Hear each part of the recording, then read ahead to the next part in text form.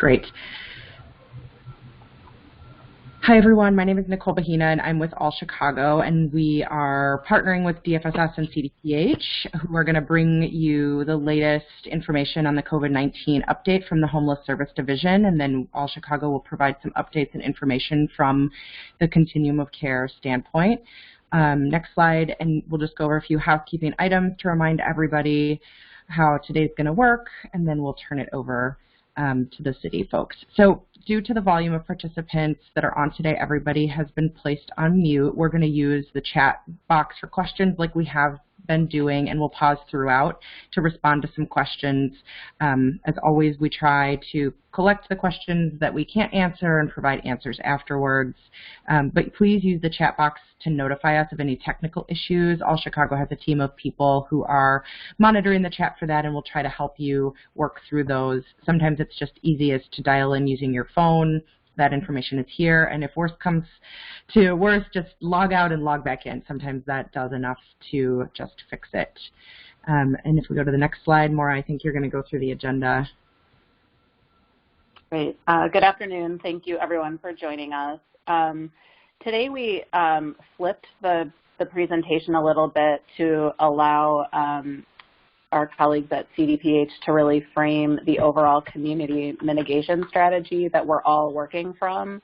And then we'll go into additional updates from DFSS specific to some of the work that we're doing with partners. And then All Chicago will provide updates coming from HUD and the COCs that are relevant to all of our collective work. And we'll just continue to talk about next steps. And as always, make time for questions. We will pause after the city component of the presentation like we did last week to touch on questions that are generated from our side of the work. And then again, we'll end with questions to allow for anything else that comes up throughout the presentation. And at this point, I'm going to turn it over to CDPH.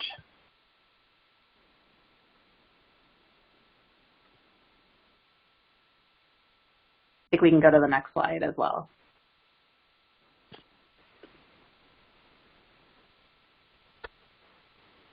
Hi there, can you hear me? Yes, we can. Okay, and I believe Dr. Thank you for Jackson. choosing freeconferencecall.com. We're helping people around the world communicate for free. Please enter your access code followed by the pound or hash sign. Can you still hear me? Yes, we can. I'm just trying to mute. Okay. I think we have a rogue unmuted person. The But, recording has started. Muted.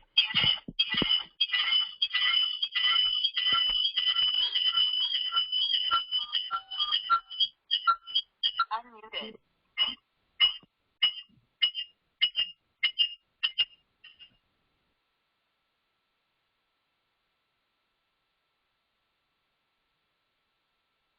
Okay. I'll go ahead and begin here. I think we may also have Dr. Wilnice Jasmine, our Medical Director for Behavioral Health, on the line. Dr. Jasmine, are you able to unmute yourself and to chime in as well?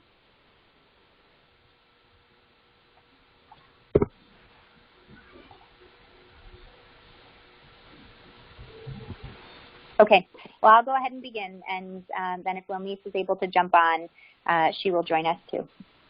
So as usual, I'm just going to talk us through some basic updates on the city's coronavirus response, share with you some of our most recent data and the steps that we've been taking in coordination with all of you over the last week or so to ensure an appropriate response to mitigate the spread of COVID-19 within our shelter settings. Next slide, please.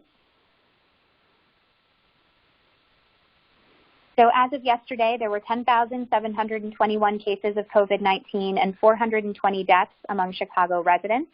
And this marked an increase of 457 cases and 34 deaths since yesterday. Many of you may have tuned in to hear Dr. Arwoody announce earlier this week alongside Mayor Lightfoot that the city of Chicago in a whole is making really some remarkable progress in flattening the curve. As all of we have talked about for a period of a month or so now, our main goal in our COVID-19 response is to ensure that we slow the rate of cases so that we don't overwhelm our hospital resources. It's really important then that we've instituted measures like social distancing and encouraging people to practice good hand hygiene, increasingly also encouraging people to wear face coverings. All of these were critical measures that we're starting to see have been effective, and that in fact now we went from a rate of new COVID cases that was doubling every couple of days to a rate that is now doubling more like every 12 to 14 days. This means that we have protected our hospital resources. We haven't seen that huge surge or the spike that we were worried about might then overextend our current ICU and ventilator capacity. So that's good news from the standpoint of our overarching city response. But what some of that good news belies is what we know is happening within our congregate shelter settings.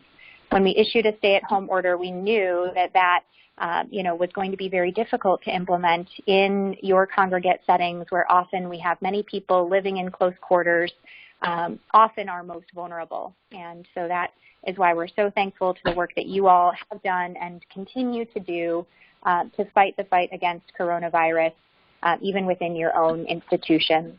So while I want to celebrate the progress that the city has made, overall, we recognize that this work is far from done, and that in particular in your settings, that you are continuing to confront this every day, and we want to continue to work with you to support in those efforts. Next slide, please.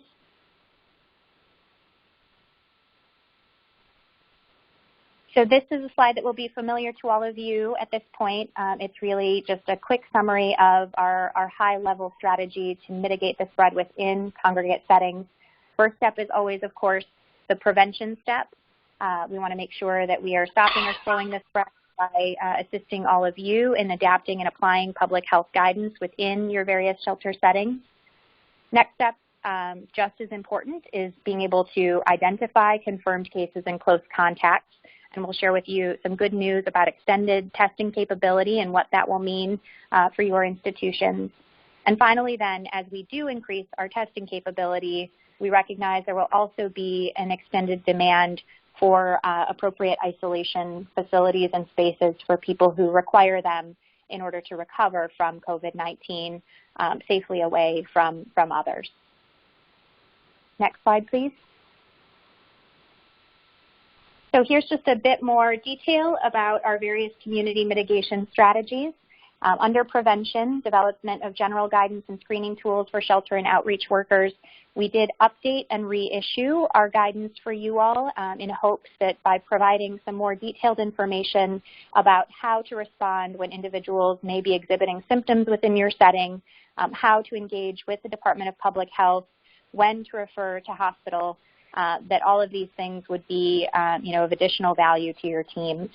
We've now had Dr. Jessica Herrick, who is an infectious disease specialist from UI Health, record a webinar that goes through that guidance in some detail.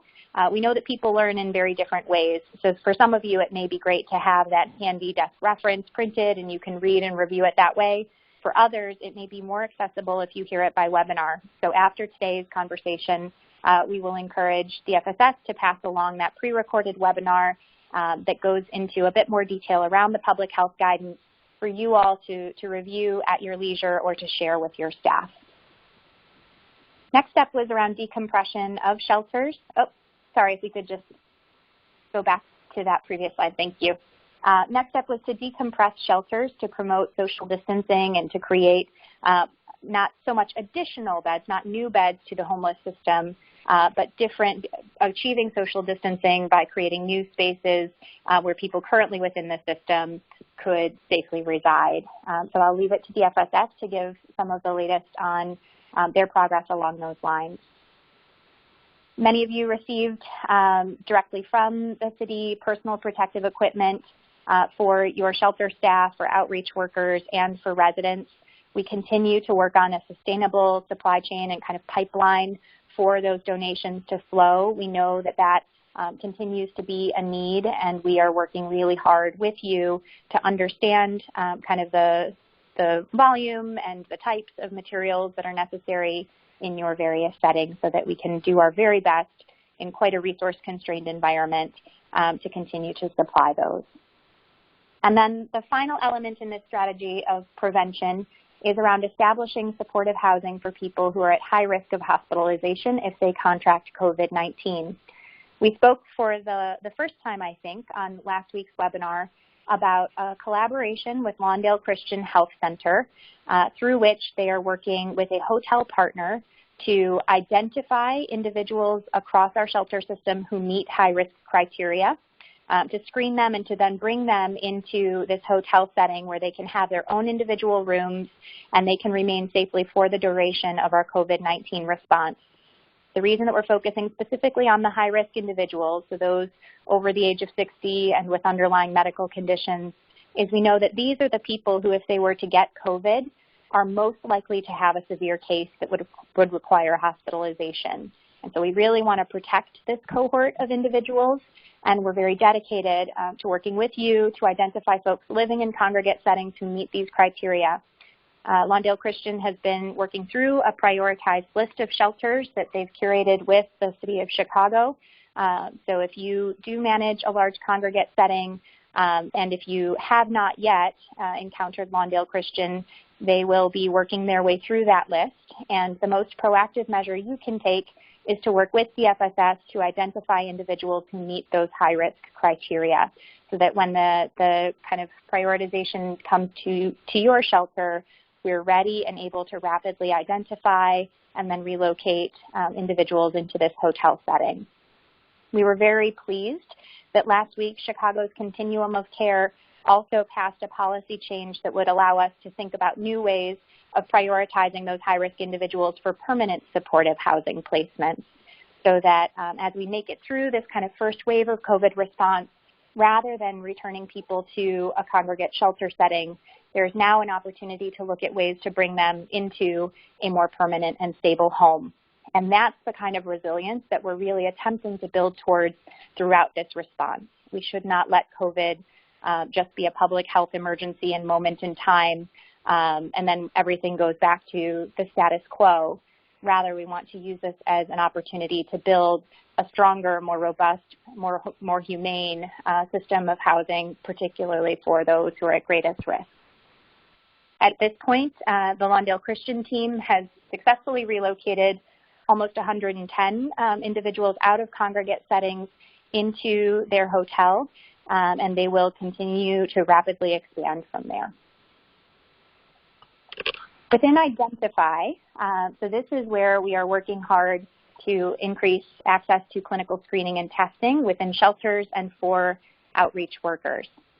So it's really critical in order to understand better the extent of spread within our shelter settings that we have testing at our fingertips, particularly because we see a fairly high rate of people who have COVID but do not exhibit symptoms. Testing is the only way to definitively understand who requires isolation versus who can remain in a congregate setting.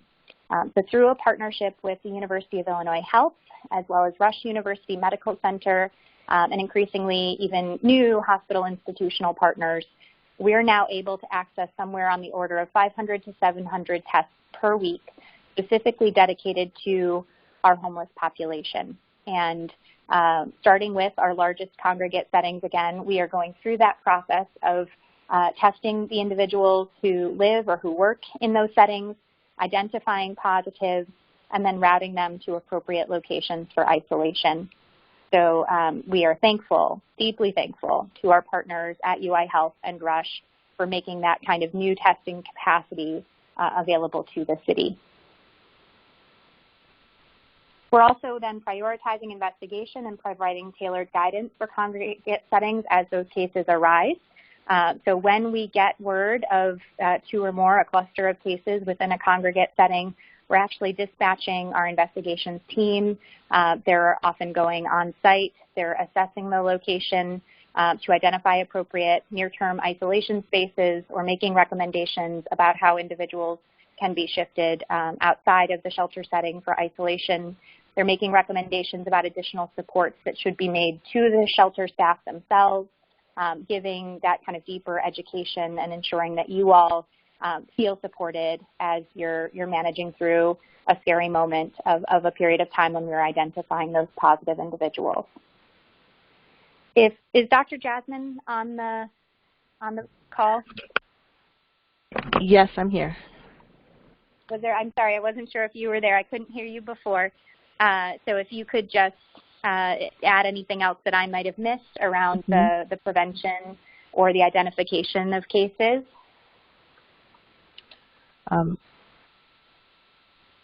So also, once the cases are positive, we find that there are several people who are positive in a shelter. Our team also discussed ways to, if it's possible, set up an isolation area within the shelter. You already mentioned the collaboration with Lawndale Christian Health Center. With that, we're testing. We're trying to provide mass testing for the members, community members. And if they're positive, we're trying to make sure that they're either isolated within the shelter or find isolation housing from them, for them at another setting.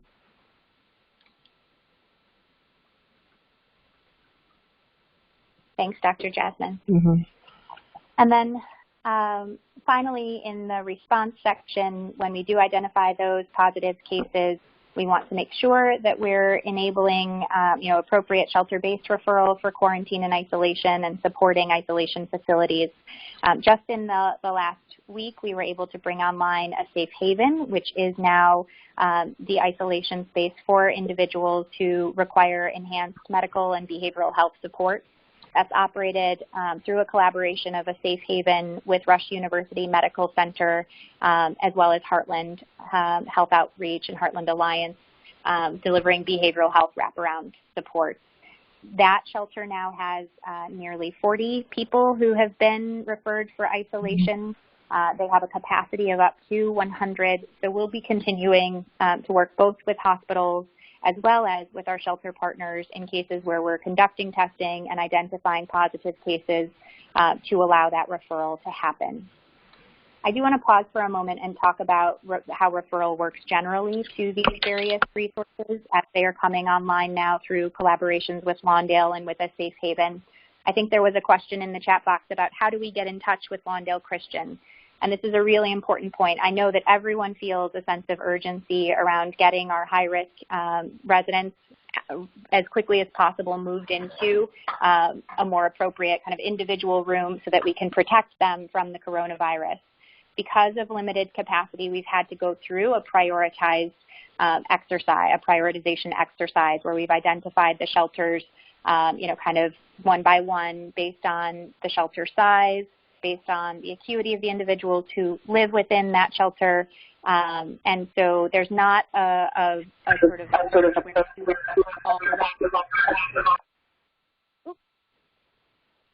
Lawndale would instead be working through this list, working with DFSS to contact shelters and to identify those high-risk residents and coordinating directly with you as they are able to accommodate the individuals who may be residing in your setting. So just to be very clear, this is the process that has been established, and so it is not necessary or possible for you to reach out directly to Lawndale Christian to make those kinds of referrals. For a safe haven, there are two ways in which people may be placed there. One is coming directly out of the hospital. If there are individuals, many of whom have come originally from congregate settings who are being discharged from hospital as being stable, but who do have the coronavirus and require some enhanced medical or behavioral health care, those individuals are being referred to a safe haven. If someone is identified as COVID positive within the shelter setting, as we are doing our testing sweeps, now that is also becoming a way in which people are able to access a safe haven. But that work is really, it's occurring through either the shelter discharge or the work that our team is doing with shelter partners to conduct testing and then identify appropriate isolation sites. Wellnice, was there anything that you wanted to add about the referral or the intake process for those locations? Yeah, so if someone tests positive and they're already a member in the shelter, we're working on this is new too, developing a form where that would list any chronic medical conditions and any medications a person may be taking, also any allergies. So if someone is tested and then the test result comes back positive, in order to go through our intake process, there's an intake form to be filled. Along with that intake form, we just ask that you submit that medical history form, so we can know exactly which setting is appropriate. Because some of the things we've learned, because this is brand new in the recent days, some of the people who were transferred to a safe haven they didn't really need that high acuity setting, and they might have been more appropriate for our other option, which is lower acuity, and that would have saved a bed at a safe haven. So it's a work in progress. Thanks, Dr. Jasmine. Mm-hmm.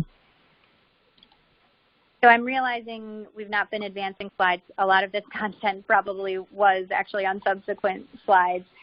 So we can go ahead and advance, and I'll pause on any subsequent slides if there are specific things that I might have missed as we were talking through this.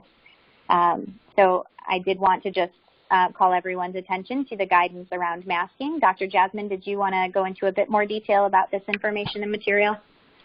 Yeah, sure. So for masking, we ask that all shelter staff wear masks during the time that they're working. But it's also important to practice good hand hygiene surrounding your mask, donning or doffing.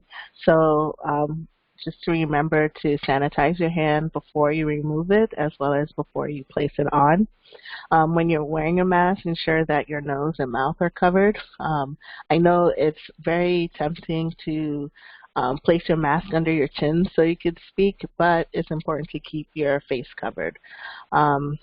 You also may be tempted to actually touch your face more, so be more mindful about that. And then to extend the use of your mask, again, sanitize your hand prior to removing it. And if you place it down on a surface, make sure it's on a clean piece of paper with the external surface touching the paper. Because if it touches the table and then later on someone touches the table, that defeats the purpose of wearing the mask.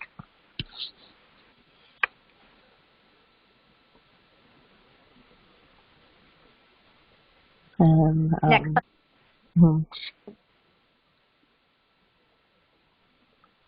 And then here, this is some best practices for cleaning surfaces. We ask that you clean at least 3 times a day if possible. Some frequently touch surfaces, so things like light switches, door handles, if you use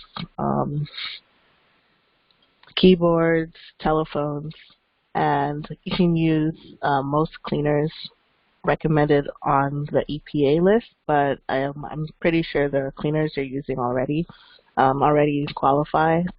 Should be at least 70% alcohol if it's alcohol-based, or you can use bleach.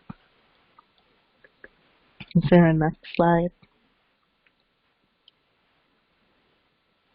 And so here some instructions on what to do if a client becomes sick. So there's a link on point number 2. You can report anyone who's sick within your shelter. It's an online report form, and for us that triggers an investigation just to make sure that to try to mitigate the spread within a shelter. That's how we're notified. Is there a next slide? And so basically, if you discover someone is sick, ensure that you're isolating the person who's sick by making sure that they're wearing a mask to prevent, if they're coughing, that they're not creating respiratory droplets for others to be exposed. And then any close contacts, make sure that they're also quarantined to see if they develop symptoms. And then make sure you perform environmental cleaning if any, area where the person was spending time. And then also be open and frank with your residents so that they're also mindful about their social distancing and then hand hygiene. And then if there is a positive case, we ask that you not accept new clients until you're cleared by both DFSS and CDPH. And we'll be in regular contact with you. Next slide. Okay. And so for clients who are returning from the isolation facility back to the shelter, so with COVID-19, there's an isolation period of 7 days of symptom onset or when they receive their positive results, and of which those 3 days should be without a fever, without any fever-reducing medications. Once the isolation facility has deemed someone cleared to be outside of their isolation period, then it is okay for them to return back to their shelter or home. For some people, we're also providing a letter, but even without the letter, know that if the isolation facility is discharging someone, that means they've completed their isolation period. Once they enter the shelter again, they don't need to be further isolated. Okay, next slide. I just want to pause on that for one moment, because it is a really important point that I want us to underline. We are hearing reports that individuals who have been cleared as, able to go back to the general shelter population after leaving either the hospital or one of our quarantine and isolation facilities, is that shelters have expressed concerns about returning those individuals to general population. We do want to make sure that you all understand if they are being released from any of our isolation sites, it is because they are able to be received safely back into general shelter population. So it's really important, in cases where we're able to supply a letter if they're being discharged from one of our sites, we will make every effort to do so. But even if someone is returning, just being transported back from hospital following their isolation period, it is safe for you to receive them, and we are asking all of our shelters to please do their part by welcoming those individuals home again when they're cleared for release. And then also some information about medical support. I'm not sure if you talked about this, Megan. So we have nurses that have been deployed to the shelters. It's about 40 in total. And you should have received some form of contact, at least a phone call from them to try to arrange an in-person meeting.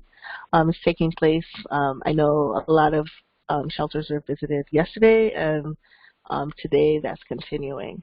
And so the nurses are there to provide you some in-person guidance for infection control, how you are able to set up your particular facility they'll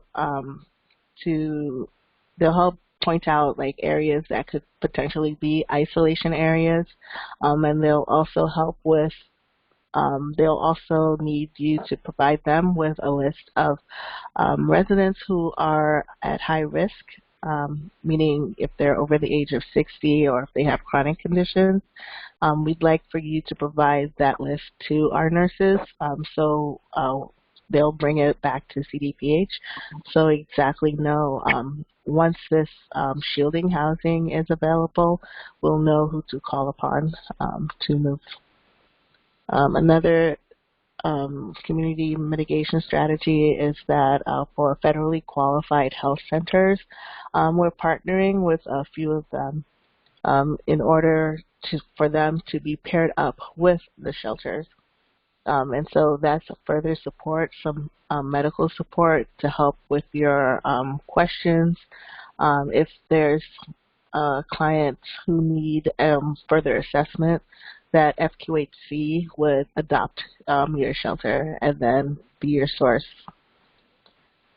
We had our Medical Reserve Corps on the 20th of April. We're going to be phasing out that MRC line.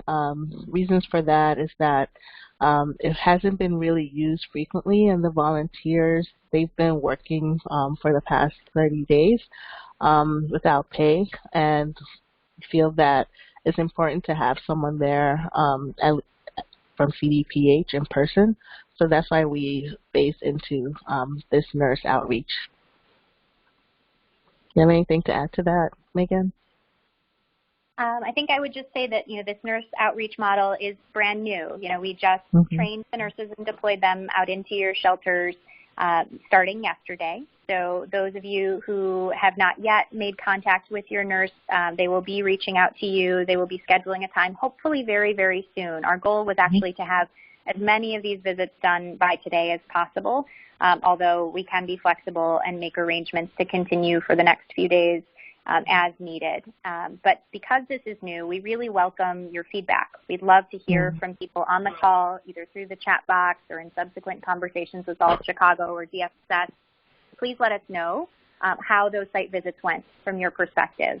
We've been doing a daily huddle with the nurses, and those who were able to go out to shelters yesterday reported back that they were feeling very positive about that experience, and that in many cases they were quite impressed at the level of infection control and the knowledge and awareness of your staff already.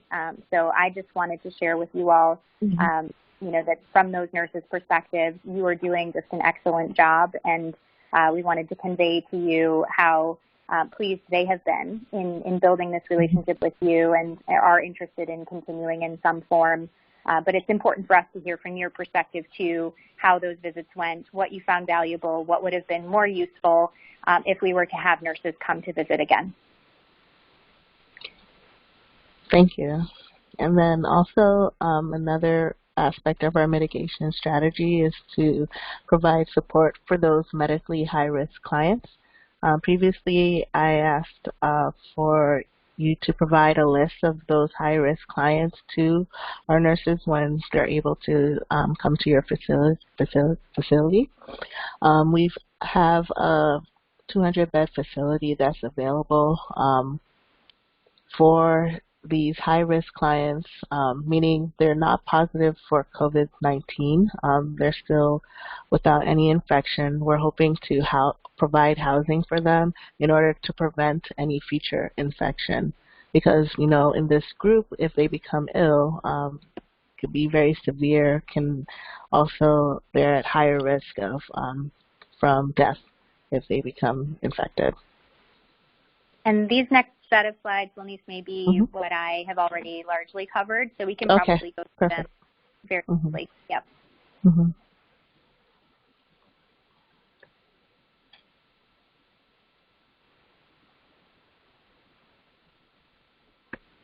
Do we want to pause on this slide around supporting clients with sheltering in place? Wilnice, this may be good information for you to share as well. And so what we do is we ask that you avoid police enforcement unless there's other offenses being committed. That's part of our messaging in terms of not stigmatizing anyone who is positive with COVID-19. The governor's order explicitly limits travel to essential trips and respite time outdoors. There's also additional action for PUIs or confirmed cases. We strongly encourage for any PUIs or confirmed cases to stay to shelter in place. If they can designate someone else to carry out any of the essential activities they need for the outside, we ask for that to occur. We ask that you not to contribute to discrimination. It's COVID-19 can infect anyone, and the practices that we reviewed earlier, we're trying to avoid infection or at least slow down or flatten the curve, another term that you've heard a lot. But even if you do become infected, know that roughly 85 to 95% of the time you do recover, And then once you recovered, there's no reason why you can't interact normally in society, at least once the governor's order has been lifted. We want to reinforce that that when you're at the homeless shelters, to provide education on social distancing, masking, sheltering in place to your staff, also to the residents. We encourage you to put up signs on the door. A link to these signs are found on our website, chicago.gov/coronavirus. And we want you to have your staff at the entrances with the checklist. And then the governor and mayor's order is also available on the website. We ask that you include that in your house rules. Next slide. And this one. And so the city, go ahead. Oh, I think we're just going to pause here because there was so much covered by CDPH before we move into the DFSS portion of the webinar. But there are a number of questions for CDPH, so I think we'll just pause here if that's okay to go through these questions and then move on, because I know both of you are juggling a number of things. So the first question is, how do we make the Lawndale supportive hotel option available to unsheltered homeless folks? Okay. So while we aspire to provide a high-risk housing option for everyone who meets this criteria, right now this is a limited resource. We're working hard to scale it. But for the time being, the only way, to move into this kind of Lawndale Christian model for high risk is we are working through this prioritized list of large congregate settings, the places where we know infection can spread very rapidly, and these are the settings that are most dangerous for people who are at high risk. As we work our way through that list and as we are then able to assess in these slightly lower acuity settings where we might want to focus, we will certainly take into consideration how we can make housing options available for people who are not currently residing in shelter. So thank you for lifting up that population and making sure that that continues to be a focus for us as we think about this kind of next wave of prioritization. Thank you. Next question. Has there been any data retrieved as to the percentage of homeless population that has been infected with the virus? And then I guess the second piece of that is, will CDPH be sharing data on rates and scales of positives with the increased shelter screenings that will be taking place? I do know for the shelters where we have provided this mass screening, it's varied. So there have been cases where not a single person was positive for COVID-19, and we were very grateful for that. There were other cases where for those who were positive, they were not symptomatic, meaning they weren't coughing, they didn't have a fever, they weren't feeling ill. For people like that, if there were an isolation area was not possible within the shelter, we're prioritizing to move them into one of our isolation facilities. And the data will be released. Let's see, rate scale.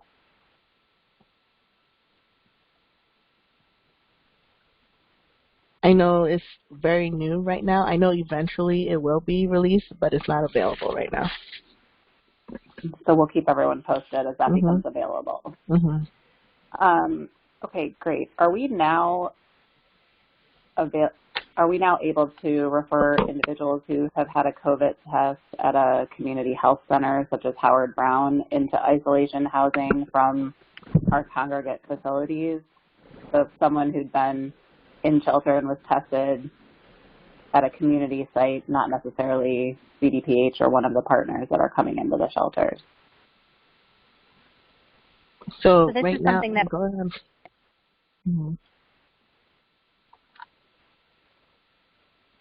So this is something that we are working hard on. We don't want to create a system where people have to go to the hospital and, get a test or be retested if they've been tested in a community setting.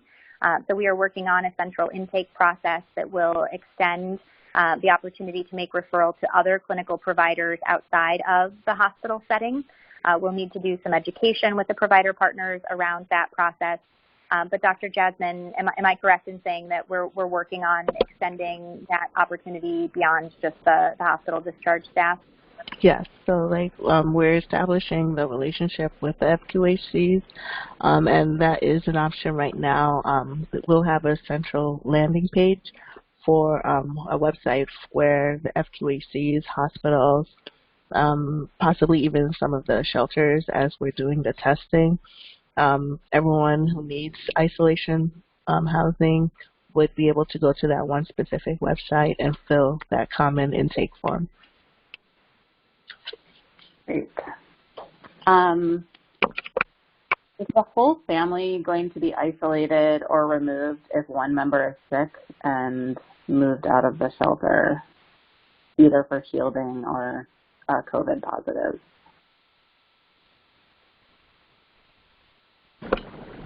So yes, because the family members are considered close contacts.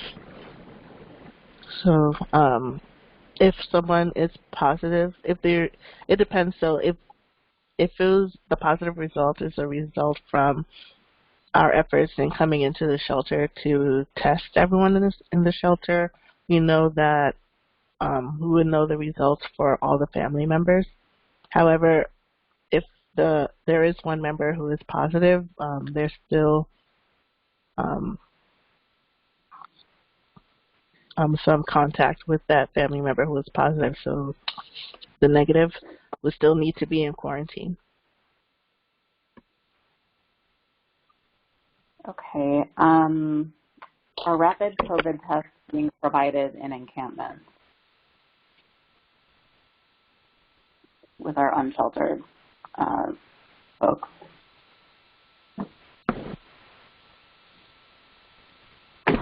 Currently, there hasn't been any encampments that have been tested. I would have to get back to you to see what the plans are for that. Sure, we can provide. For the answers, yeah, and I didn't preface this, but for the answers that we don't have today, we will work to get responses back to All Chicago to be able to share those out. That's important. Okay, are the visiting nurses visiting all shelters or just the shelters that have congregate living settings? And I think I can answer this one. We've shared all shelter lists with the nurses. So they are reaching out to everybody, whether you have a congregate living situation, a congregate living setting, or if you do have individual spaces. And then I'm going to try to ask this question. I'm not sure I follow it, but I'm gonna read it, and hopefully you do, Dr. Jasmine, and if not, we'll follow up offline. Would the CDPH quarantine referral be appropriate to refer to if we have a patient that tests positive in the ED? One of our social workers tried to complete the referral, but the intake person informed them that it needed to be 7 days after a positive test or 3 days after resolution of symptoms,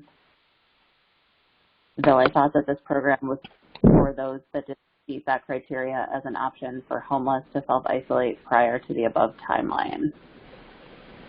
Yeah, so if someone is still within the isolation period, meaning it hasn't been 7 days since they were diagnosed, since they received the test results, they should qualify for isolation housing.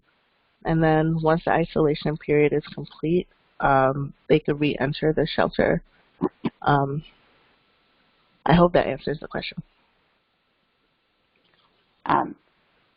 We'll see if there's more follow-up in the chat box and let you know. And then I just received a follow-up to my response about the shelters that are being visited. There's a question of whether this includes all shelters, that including those that are not DFSS or HUD funded. So we included all shelters and congregate facilities that were DFSS funded and or reported into the housing inventory chart, plus a few additional that CDPH was aware of, like some substance abuse treatment facilities. So we cast a wide net. If you are a facility and you haven't, you have some interest but you haven't received contact, feel free to let us know. If we missed you, it was not intentional.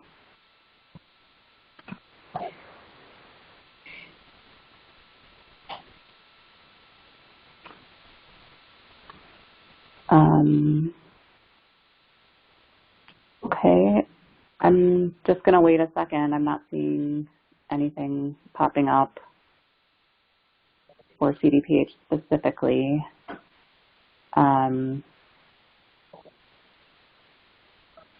So at this point, thank you so much, Megan and Dr. Jasmine. If you need to jump off, that's fine. We'll get additional questions to you offline. And before we just move into the DFSS section, I do think it's really important. As you heard, there's a lot of things changing. It's not a pullback of support. It's actually an increase in support from CDPH. But I think that they're now asking, there's a lot of new ways to share information, like the clusters through the website, providing your lists of high-risk clients either directly to the nurses that are coming out or to DFSS, depending on who you're working with. Although there's no longer going to be the MRC number, there's so much contact. If you do submit information through these new ways, you're going to be partnered with teams of, CDPH, DFSS, and other clinicians that are coming to help you with your individual situations. So just really please take the time to review the information and follow those new protocols so that we can connect you to any assistance that you need. Okay.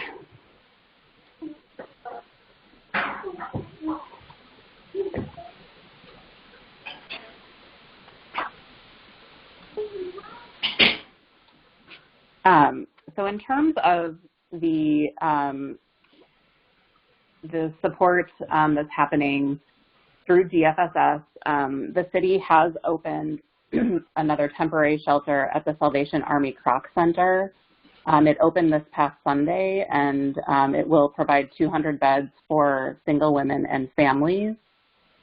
This is actually in addition to the 3 temporary shelters that we've been talking about, providing roughly 400 beds for single men, youth, and returning citizens. We're scaling up the Croc Center over about the next 10 days to get up to 200. So we first opened for women, and we'll be starting to take families incrementally over the weekend. Catholic Charities is aware of all the new city facilities coming online, and will be working to, make those referrals as applicable. We've just also been working very closely with our partners to improve the process of shelter referrals as they juggle changes to bed availability under social distancing, and the new temporary shelter sites and screening clients before referral, and overall higher call volumes to 311. So there's been a lot of work going on to just improve these processes. As you've heard from CDPH, there's also some movement of high-risk shelter guests out of the shelter system. So we're constantly monitoring bed availability, making placements based on the safety of the facility in terms of the health and what's going on there, and the known bed availability throughout the system. You can go to the next slide.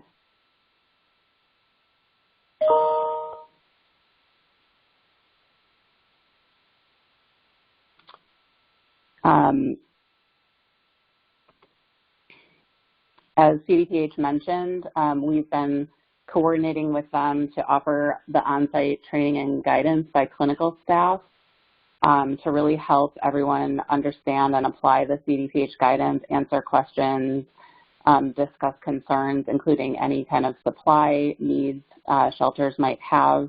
These site visits began yesterday, and I will just reiterate, if you've received a contact from a nurse or a medical professional that's part of this initiative, please get back with them to schedule.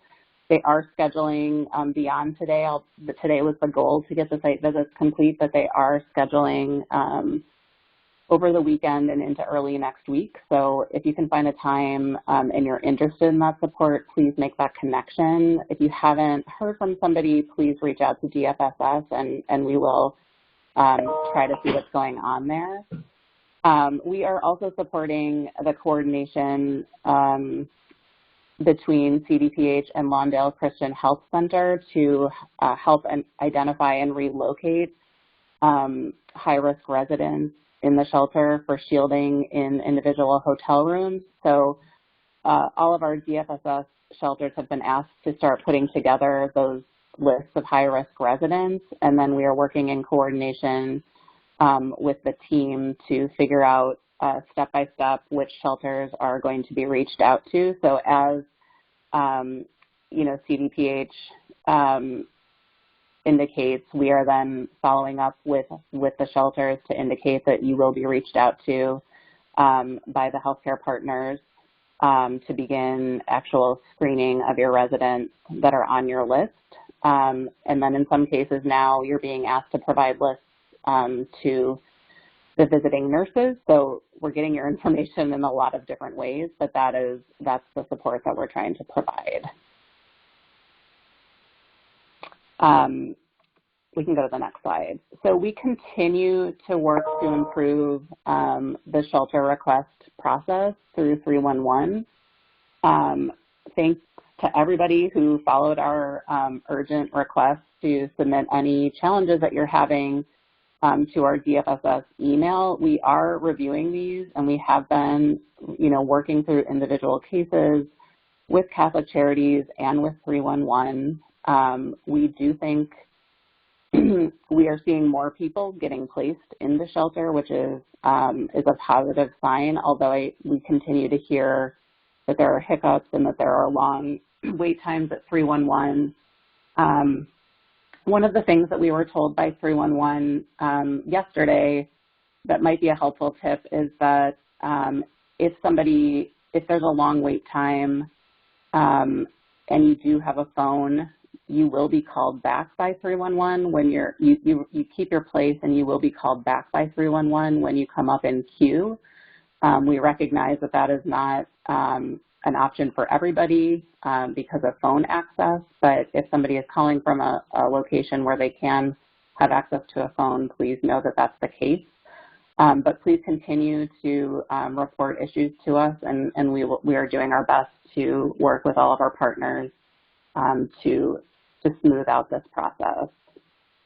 311 is just inundated because of so much demand for support, not just for shelter, but for a lot of needs, a lot of city services across the system. We can go to the next slide. So this is just a reminder that we are contracting for supplemental transportation capacity through SCR medical transport. So if you are a shelter provider or helping somebody access shelter, transport will be provided either by Catholic Charities or by SCR, so that's a heads up. And again, just confirming that SCR is primarily providing transportation from hospitals and QI facilities for residents who are COVID negative and or they are cleared to return to shelter. So if you're receiving referrals from them, they should be cleared to be coming back to shelter. As a reminder, SCR will have a modified intake form. It will be different from the Catholic Charities intake form that you regularly see. And we continue to ask our shelter providers to take placements 24 hours a day, including on weekends. And I can just want to say thank you to everybody for accommodating that. Over the last week, the process has been, at least I have received a lot fewer concerns about that. So it seems like those accommodations are really being made. So we very much appreciate that. We can go to the next slide. We continue, to expect our programs to continue operating at social distancing levels throughout this crisis until we indicate otherwise. But again, if you do have an opening at your social distancing capacity, please continue to report bed availability as soon as possible to Catholic Charities for all of our shelters. This should also include bed availability that's created as clients are relocated by CDPH and Lawndale Christian. So if you have your high-risk residents get moved over to the hotel, please let us know that has happened so we can maintain the bed availability in the system and support Catholic Charities in making placements to available beds. Again, we will only be placing in our current system at your social distancing bed capacity. We will not be asking you to take people beyond that. That's where we will use our additional temporary sites.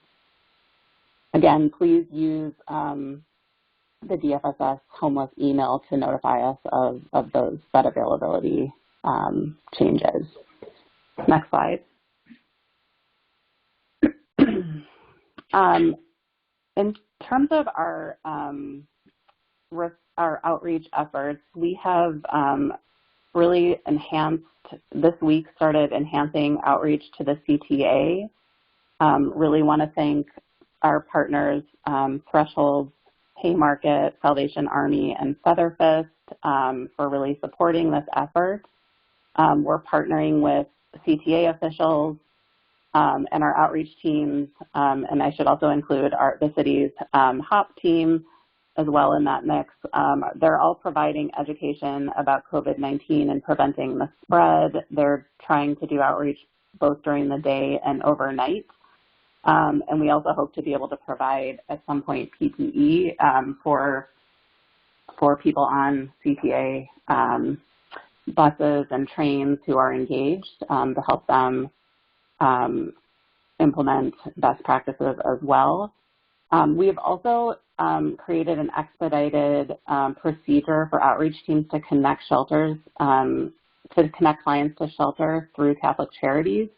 So one of the things that we heard from our outreach teams is that the long wait times at 311 really inhibited when they had a resident who did want to go inside. That wait time just really made it impossible to make that happen in real time. And so our team worked with Catholic Charities and created a process where outreach teams now have a way to connect directly to Catholic Charities to make that placement instead of having to go to 311. We've started to hear some positive support or some positive outcomes of that. So we'll continue to monitor that and hope that that continues to get people inside if they do want to come inside to shelter. And then we're continuing the citywide canvassing with all of our outreach partners who are just really doing a fantastic and amazing job in getting out and helping to, do symptom screeners, connect to food and water, and help us, really be our eyes and ears to understand if the hand washing stations and the porta potties are working or open or need servicing. All of that is so important to help us continue to make sure that our unsheltered neighbors have, at least some of the basic needs met.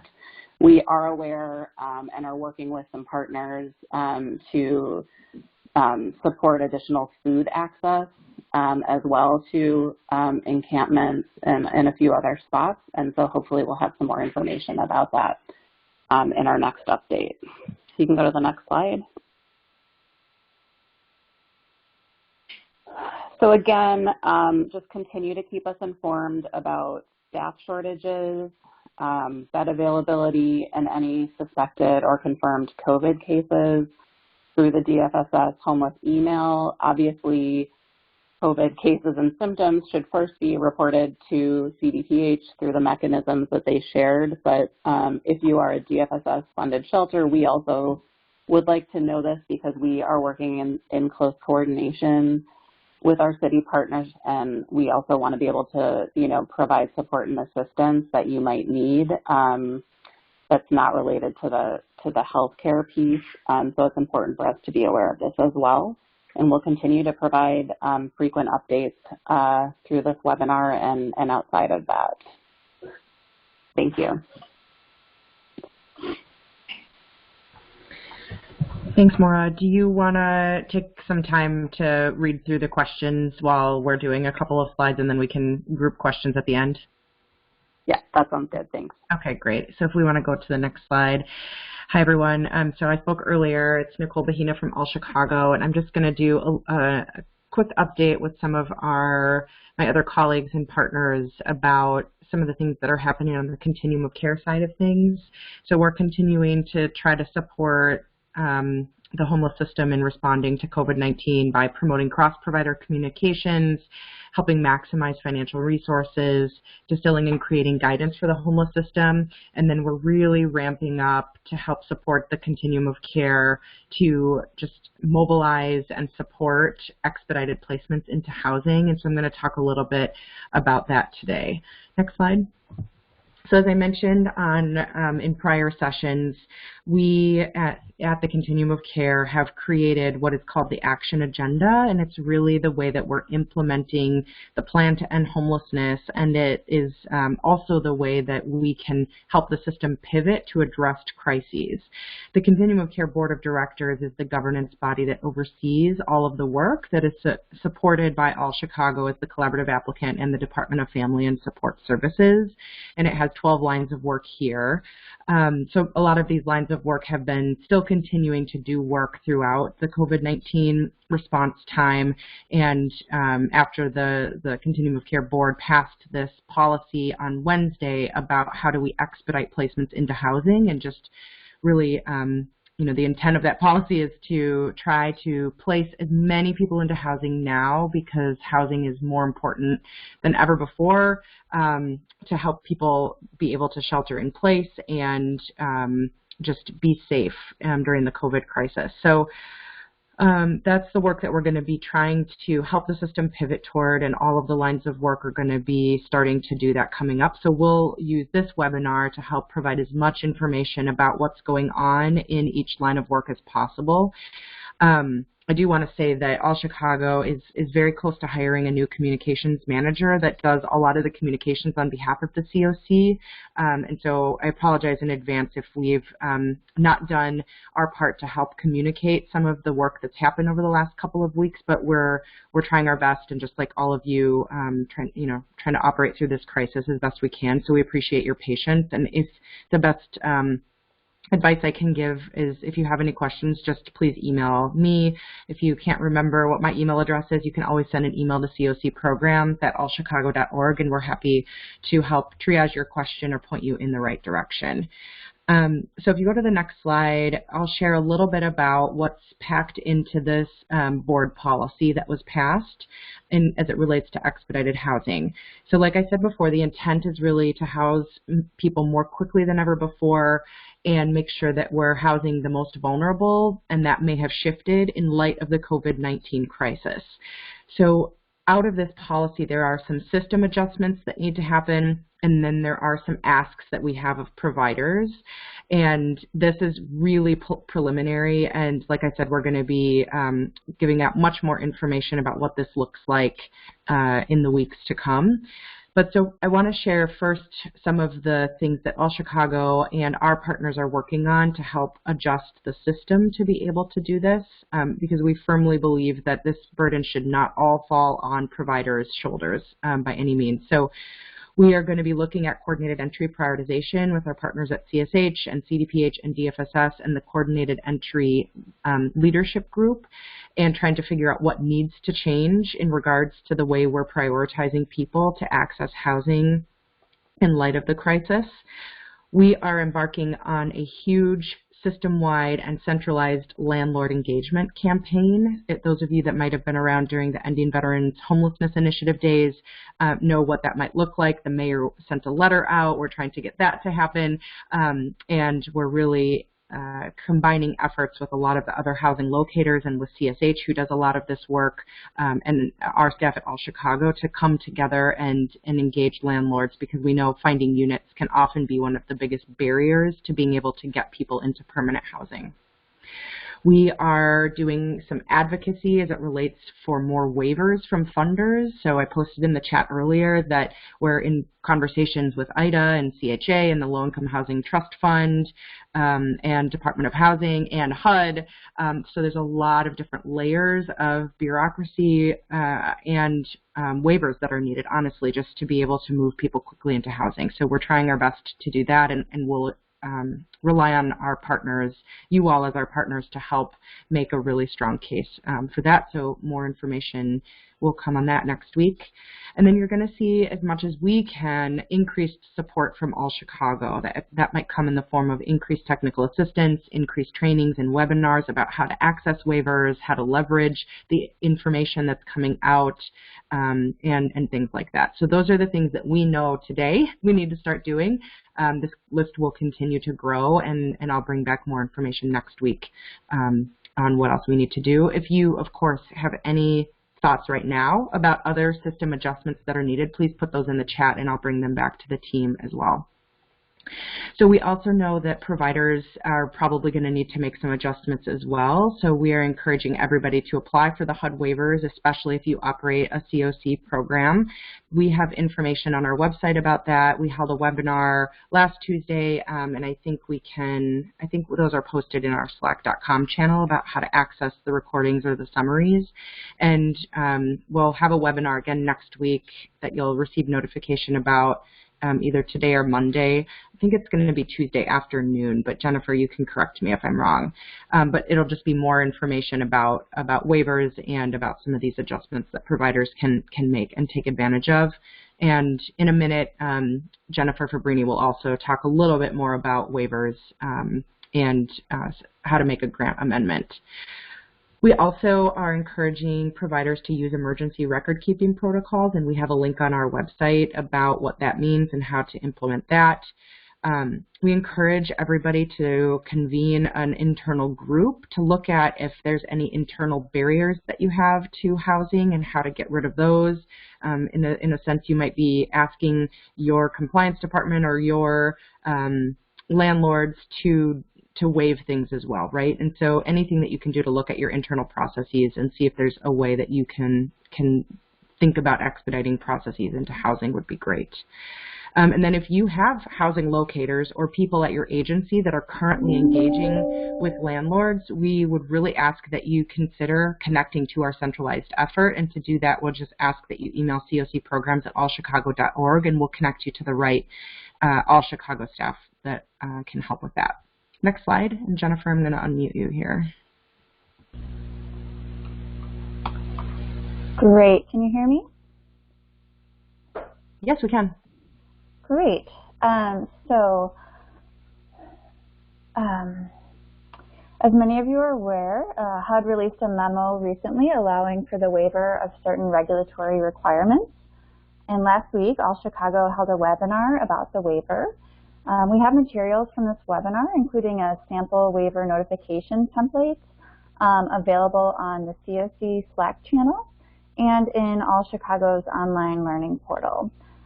Denise is going to post links to those sites in the chat while I'm talking. And we are offering another webinar, as Nicole mentioned, this coming Tuesday to talk about how agencies are progressing with using the waiver and to address other developing HUD COC topics, such as the recently released expedited grant amendment process. So we will post a link to register for this Tuesday, April 21st webinar into the chat. Also on Tuesday of this week, HUD provided an office hours webinar about the waiver. So I wanted to highlight a few pieces from that. Agencies should be keeping on file their emergency record-keeping protocols, and we have guidance for you on this. Also keeping a copy of the notification letter that you send to HUD, and keeping documentation of the reasons you have for needing to use the waiver, as well as keeping documentation or notations in client files. We did a summary of HUD's office hours webinar with a lot of the specific clarifications they provided, so that link is going to be in the chat. Next slide, please. As I just mentioned, HUD recently shared a new expedited process for executing grant amendments. There's a website link in the chat for the steps that they've outlined for this process. They have identified that COC programs can amend to add eligible activities that were not originally part of the grant. They can amend to move funding between budget line items and to extend the operating year of your current grant. So we recommend COC programs to check out that website, and we will also be discussing and covering this in the Tuesday webinar. Next slide, please.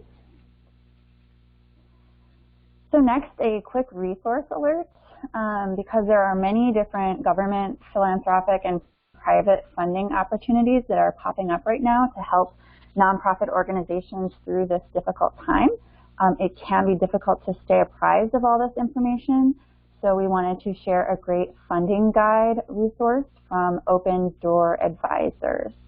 So we encourage you to check that out. Next slide, and I will turn it over to Stephanie Simon. Hi, thank you so much. So just giving a brief overview, like at a high level, of what it looks like for people who are experiencing homelessness and interested in housing offered through the Chicago Housing Authority to be considered for that housing, either that's homeless dedicated housing or as part of a homeless preference. And thank you, Karen at All Chicago, for creating this beautiful slide. So the main idea is that people who income qualify can apply for housing through the CHA, and those who are experiencing literal homelessness will demonstrate that within their application in a box that asks if you're experiencing homelessness, and will also need to check a box that says they consent to share. So if a participant both states they're experiencing homelessness and they consent to share, and they are part of HMIS, meaning they are enrolled in a program, they were enrolled in a program, no one is being exited for lack of updates, so either way, then that would qualify the household to be on the data match that goes between CHA and HMIS. So it's really important that people check both boxes in all of this, because those who don't consent to share are experiencing homelessness but won't be included in a data match to verify it. And it's that verification that takes place once a month in the CHA to HMIS data match that causes people to be eligible for homeless dedicated housing or for a homeless preference. And if the person checks on the CHA application that they're experiencing homelessness, but they don't consent to share, or in the sharing, they're not considered to be on HMIS, they will receive a letter letting them know. Unfortunately, sometimes it doesn't go right, and letters go to people who shouldn't receive letters. But in the best case scenario, people who are on HMIS and CHA and check agree to share wouldn't receive a letter. I think in the next slide there'll be a little bit more conversation about what to do in those cases, but this at least kind of gives a picture of how is it happening in this monthly data match. Great. And so, Stephanie, go ahead. If you want, I'll go through this slide quick while I would love if you could read Michelle's and Megan's questions in the chat, and maybe we could respond to those right after I go through this slide, just to give you a second to read those. Thank you. So like Stephanie was talking about at All Chicago, we every month do a data match. So CHA provides All Chicago with a list of individuals or households who've indicated they are experiencing homelessness and have consented. We conduct the data match with HMIS to verify the status and then report back to CHA. And we wanted to share that last week we identified an error in the match thanks to providers raising concerns, and we're working with CHA to fix the data match process and address any errors it may have caused. We can provide more information on what we find out as we're diving into that, but the key point is that it's critical that if you notice anything like this or anything seems to be looking weird or different or you have questions, just email helpdesk@allchicago.org, which is our HMIS help desk. So, for example, if someone has received a letter that their homeless status was not verified, that would be a time to email and sort of flag that for us so that we can look into the automated process that is happening behind the scenes. Great. And then is now an okay time to respond? That'd be great, thanks. So, Michelle, in answer to your question, CHA only honors verified homelessness through the monthly data match. And it isn't that it goes through coordinated entry. For example, it's possible a person was certainly never assessed for coordinated entry, but they are currently in a shelter. So it's simply that this person with an HMIS ID is, active in the homeless management information system if they connected to coordinated entry or not, for CHA to recognize their homeless status. And then I hope that answered your question. For Megan, people are only allowed to be on one site, one for public housing and one for project-based vouchers. And then that is the wait list that you are on. There isn't a put me on anything at all that's moving, project-based voucher option. In the application itself, in the same space where people are putting in their social security number, above it, there's a link to wait times. So you can see that it's 25 years, or you can see that it's 1 to 3 years before you go into the application itself, and I highly recommend looking at that and can send that to you if you don't have it handy.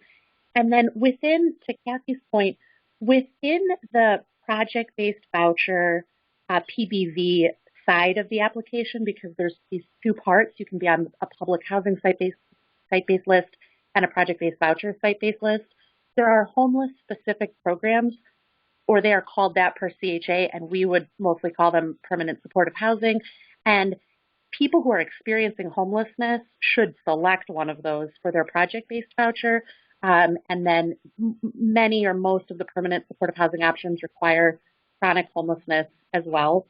Not all of the homeless dedicated options do, but the homeless dedicated options will, in PBV will move faster than any other non-senior housing project-based voucher program.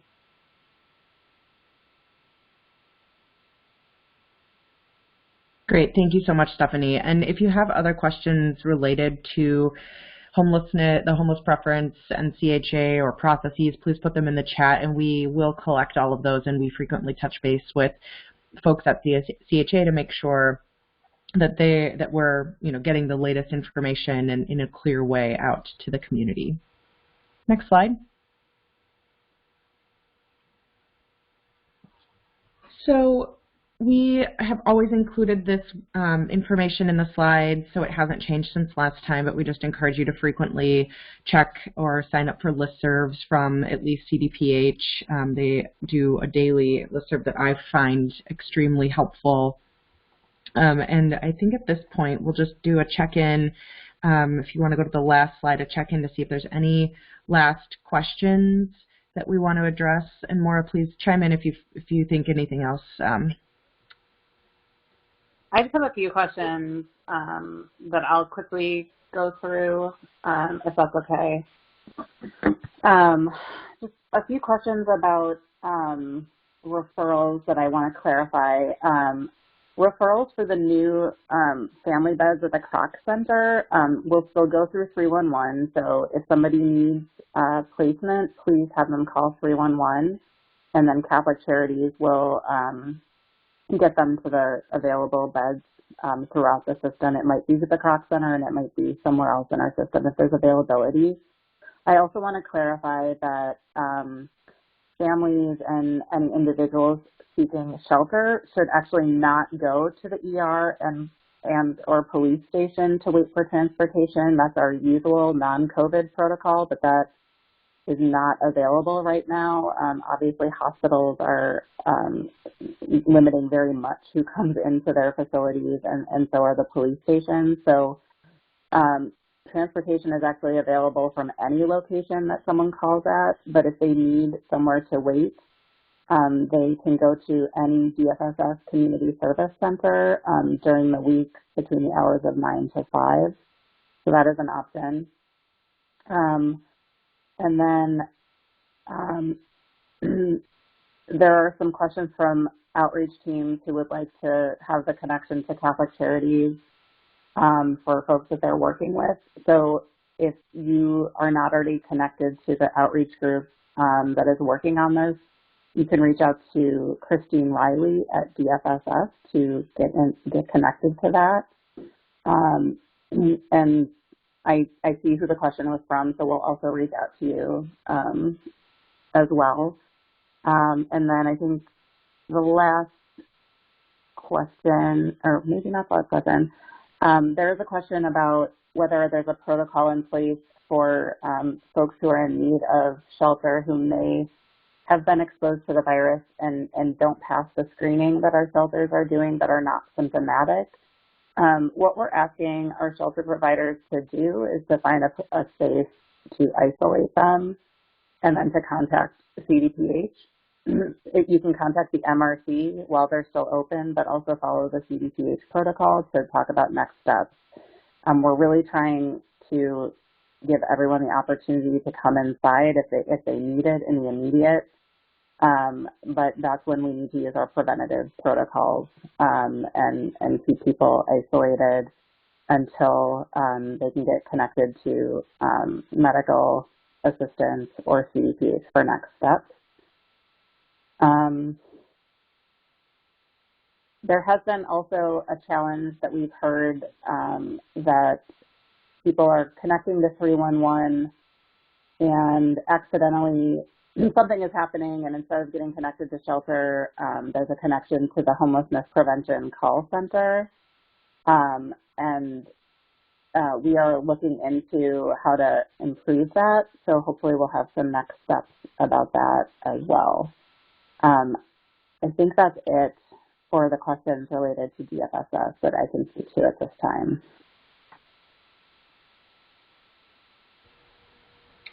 Great, and I don't think I see any other questions directed to All Chicago that we can at least answer that we haven't already answered in the chat or in previous slides. So I think we can consider that a wrap, and as always, we'll be back next week, same time, same place, and thank you all for everything that you're doing, and we look forward to continuing the dialogue and conversation with you all next time.